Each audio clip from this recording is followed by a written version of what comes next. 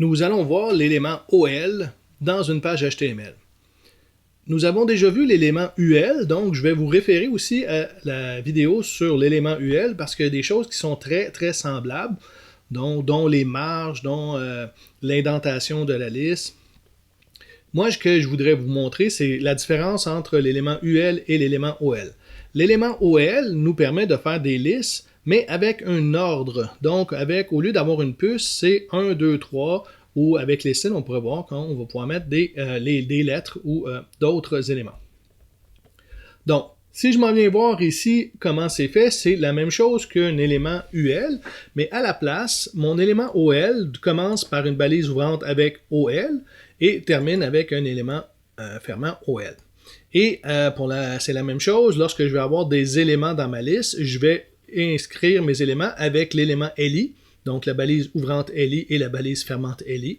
Et pour chaque élément de ma liste, je dois absolument avoir la balise ouvrante LI et la balise fermante LI. Donc, je n'ai pas le droit ici, je remonte l'exemple, d'écrire simplement PHP comme ça ici.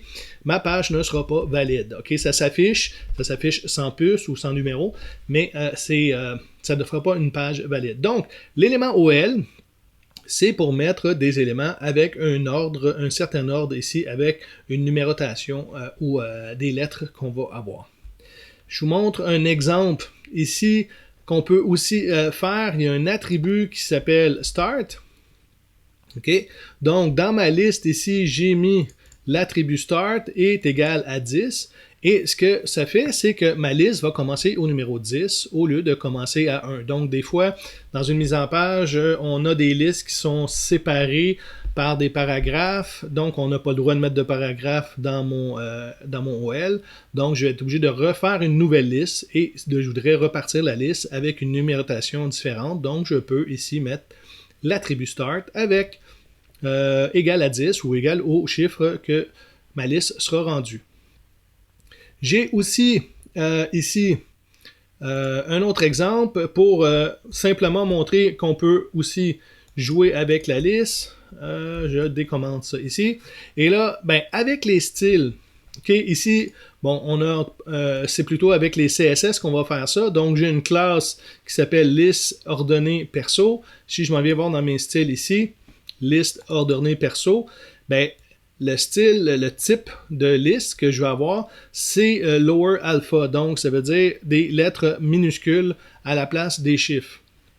Donc, on verra ça en CSS, mais on pourra mettre des styles différents à notre liste de cette façon-là. Donc, on peut jouer aussi, au lieu d'avoir des chiffres, on peut avoir des lettres de cette façon-là. Donc, si je reviens sur ma liste ordonnée, c'est vraiment important d'utiliser la bonne liste. Si c'est une liste qui n'a pas réellement d'importance, qui n'a pas de numérotation, d'importance dans l'ordre que les éléments apparaissent, on va prendre un UL. Si ça a une importance, l'ordre dans lequel ils vont apparaître, on va prendre un OL. Okay? C'est plutôt sémantiquement parlant.